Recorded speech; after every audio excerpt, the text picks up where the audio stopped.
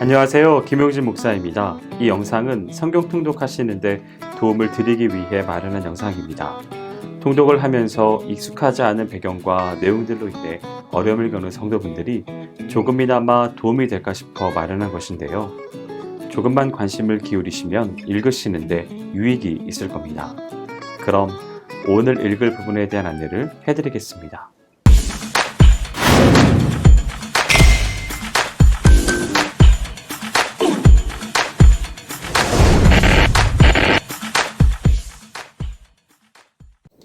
오늘 읽을 본문은 히브리서 1장에서 6장까지입니다. 히브리서는 개종한 유대인들에게 다시 유대교로 돌아가는 것을 경고하고 박해를 이겨내는 성숙한 신앙을 갖게 하기 위해 작성한 서신입니다. 1장은 그리스도의 우월성과 천사보다 뛰어나신 그리스도에 대하여 설명하고 있습니다. 1절에서 3절은 히브리서 전체의 주제와 내용을 전체적으로 보여주는 서론적인 부분입니다. 여기서는 구약의 선지자를 통해 말씀을 주신 동일한 하나님이 그리스도를 통해 신약의 성도들에게 완전한 말씀을 주셨다는 것과 그 말씀을 성도들에게 전달하신 그리스도는 하나님과 동등한 분으로서 창조주이시며 구세주이시며 통치자라는 것을 말하고 있습니다. 4절에서 14절은 여러 가지 내용을 통한 천사보다 뛰어나신 그리스도의 증명 중에서 구약의 말씀들을 인용하여 논증하는 부분으로서 모두 7군데의 말씀들을 인용하고 있습니다. 그리고 이 7개의 인용구들은 그리스도께서 하나님의 참 아들이시며 천사들의 경배와 섬김을 받으시기에 합당하시며 하나님의 높은 권세를 가지신 왕이시고 영원 무궁하신 창조주여 모든 대적들을 이기시고 심판주가 되실 분이라는 내용으로 묶을 수 있으며 마지막 14절에서 천사는 그리스도보다 높기는커녕 오히려 성도들을 섬기도록 보내어진 봉사하는 존재라는 내용으로 본 단락을 마감합니다. 2장은 1장부터 이어지는 그리스도의 우월하신 인격에 대해 말씀하고 있습니다. 1절에서 4절은 5부분에 걸쳐 나오는 불신앙에 대한 경고 중 첫 번째로 언급되는 단락입니다. 본 단락에서 강조하는 바 그리스도를 통한 구원을 중히 여기라는 말씀은 오직 그리스도를 통해서만이 구원을 받을 수 있다는 기독교의 가장 핵심적인 내용을 다루고 있습니다. 5절에서 18절은 예수님이 인간의 비천한 형체로 입고 오셨음을 말하고 있습니다. 그러나 그것은 죄의 노예 상태에 있는 인간들을 대신하여 죽으심으로 그들에게 생명과 영광과 충만을 주시기 위함이지 결코 영원히 자기를 비하시켜 낮은 자리에 있기 위함이 아닙니다. 따라서 저자는 그리스도께서 하나님의 백성들을 구원하는 이 땅에서의 사역을 완성하면 승리의 주로서 다시 본래의 신적 지위를 회복하여 천사보다 우월한 지위에 있으리라는 것을 논증합니다.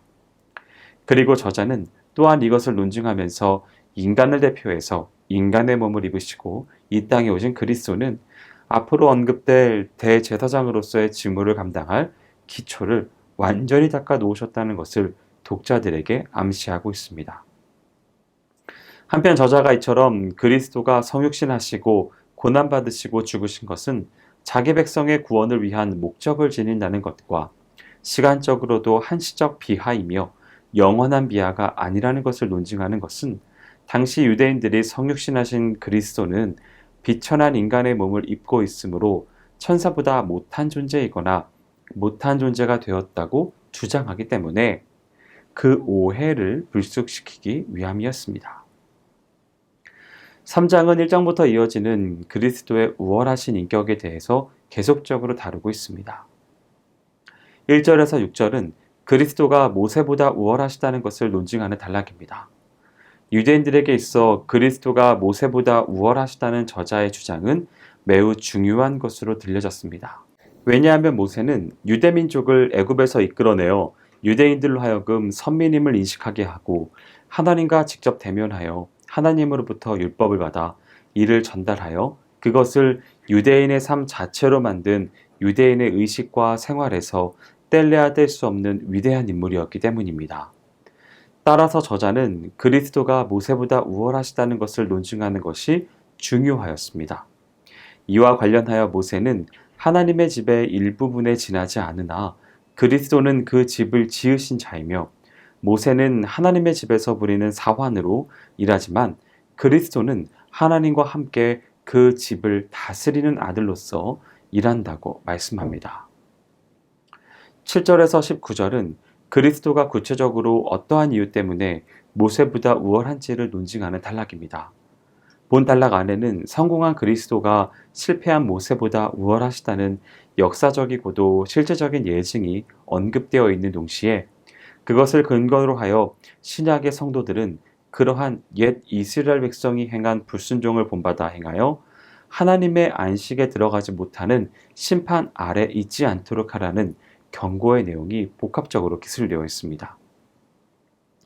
4장은 순종함으로 얻은 안식의 약속과 대제사장 되신 그리스도에 대해 기술하고 있습니다.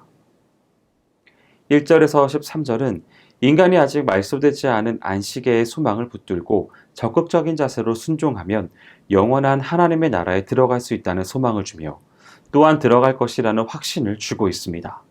한편 본문의 마지막 부분에는 창조주 하나님의 입에서 나온 말씀은 깊고 날카로운 통찰력과 능력을 가지고 있어 피조물된 인간은 그 앞에서 복종할 수밖에 없다는 것을 밝히 보여주는 두 개의 구절이 놓여 있습니다. 따라서 성도는 이러한 능력의 말씀에 자신을 맡겨 변화받은 생활을 함으로써 모든 것을 감찰하시는 하나님으로부터 칭찬받는 자들이 되어야 하겠습니다. 14절에서 16절은 대제사장 그리스도의 위대함을 논증하는 단락입니다. 먼저 그리스도가 사역적인 측면에서 모든 피조물보다 탁월하시다는 것을 논증하기 위해 대전제가 되는 주제, 곧 그리스도는 크고 유일하시며 온전하신 하나님의 대제사장이라는 사실을 단적으로 선언합니다. 그리고 그 선언 속에서 저자는 그리스도는 지금 하늘에 계시는 무죄한 분으로 이 땅에서 자기가 구속하고자 하는 인간의 모든 것을 친히 체험하셨고 이기셨으므로 인간은 그를 신실하신 큰 대사장으로 모시고 그를 통해 하나님의 보좌 앞에 담대히 나아가 그 은혜를 입으라고 권면합니다. 5장은 그리스도의 대제사장으로서의 자격과 성도의 영적 진보에 대한 촉구가 담겨 있습니다. 1절에서 10절은 예수 그리스도가 어떠한 이유에서 하나님의 큰 대제사장인가에 대한 자격을 논증합니다. 대제사장이 되려면 두 가지 필수적인 자격 요건을 갖추어야 합니다. 하나는 사람의 대표가 되기 위해서는 사람이어야 한다는 것이며 다른 하나는 하나님께 나아가기 위해서는 하나님의 임명이 있어야 한다는 것입니다. 그런데 그리스도는 성육신하심으로 첫 번째 요건을 갖추셨고 또한 하나님의 명령에 의해 하나님과 인간 사이를 중보하는 대제사장으로 임명되심으로 두 번째 요건을 갖추셨습니다. 그리고 더 나아가서 그리스도는 아론 이후의 대제사장이 갖추는 요건 이상의 자격, 곧 멜기세덱과 같은 자격을 갖추어 아론 이후의 모든 대제사장들이 실패한 제사를 스스로를 제물로 바쳐 하나님의 요구에 순종하심으로 단번에 완성하셔서 자기 백성을 구원하시는 직무를 완성하셨습니다. 결국 그리스도는 아론이 가진 자격 요건을 다 갖추었을 뿐만 아니라 아론을 능가하는 탁월한 능력을 지닌 대제사장 중에 대제사장인 것입니다. 11절에서 14절은 영적으로 미숙한 독자들에게 배교하는 것이 얼마나 무서운 것인가를 경고하는 단락입니다. 여기서 저자는 독자들에게 멜기세덱에 관하여 자세히 설명해 주고 싶지만 독자들이 오랜 신앙생활을 했음에도 영적으로 장성하지 못하고 어린아이의 신앙 단계에 머물러 있어 설명하기에 곤란을 겪고 있다는 애로사항을 토로함으로써 독자들의 신앙적 미성숙함을 간접적으로 책망하고 있습니다. 6장은 영적 진보의 권면과 인내와 소망 가운데 승리할 것에 대한 촉구가 담겨 있습니다. 1절에서 3절은 영적 성장을 촉구하는 경고가 담겨 있습니다. 여기서는 본서 수신자들의 신앙적 미성숙함을 책망하며 성도의 영적 성장의 필요성을 논한 것에 이어 그 신앙적 초보 단계를 떠나 성숙하고 장성한 신앙의 단계로 나아가라고 권면하는 내용을 담고 있습니다. 그리고 저자는 덧붙여 이러한 성도의 신앙 성숙은 궁극적으로 하나님의 손에 달려 있음을 강조하고 있습니다. 4절에서 8절은 은혜 가운데 들어온 자가 앞으로 전진하지 못하면 오히려 뒤로 후퇴할 가능성, 곧 배교할 가능성이 있다는 것을 밝히고 있습니다.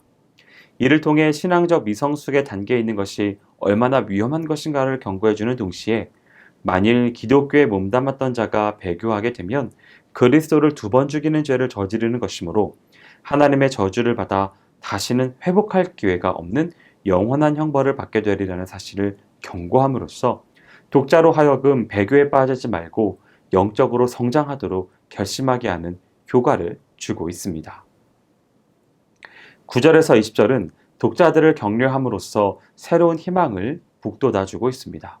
저자는 먼저 본서의 독자들이 하나님의 사랑을 가지고 사랑을 실천한 약속의 백성들이므로 반드시 구원에 참여할 것이라는 확신을 줍니다. 그리고 독자들이 확실한 구원 가운데 있으므로 앞으로도 낙심하지 말고 부지런히 의로운 옛 조상들의 믿음을 본받으라고 권면합니다. 이어 우리가 본받을 만한 의로운 옛 조상으로서 아브라함을 하나의 예로 들면서 그 아브라함이 하나님의 약속을 믿어 약속의 성취를 받은 것을 지적합니다. 그리고 이러한 아브라함의 경우에 있어서처럼 지금도 그 약속을 기억하시고 자기 백성을 구원하시는 하나님의 소망 가운데 믿어 승리하라고 조언합니다. 여기까지 히브리서 1장에서 6장까지 성경 통독을 하실 때 도움이 될 만한 내용을 전해드렸습니다. 혹시 이 외에 질문 있으시거나 나누고 싶은 이야기가 있으시면 밴드나 댓글로 달아주시면 필요한 도움을 드리겠습니다. 그럼 내일 다시 만나도록 하겠습니다. 통독 화이팅 하세요!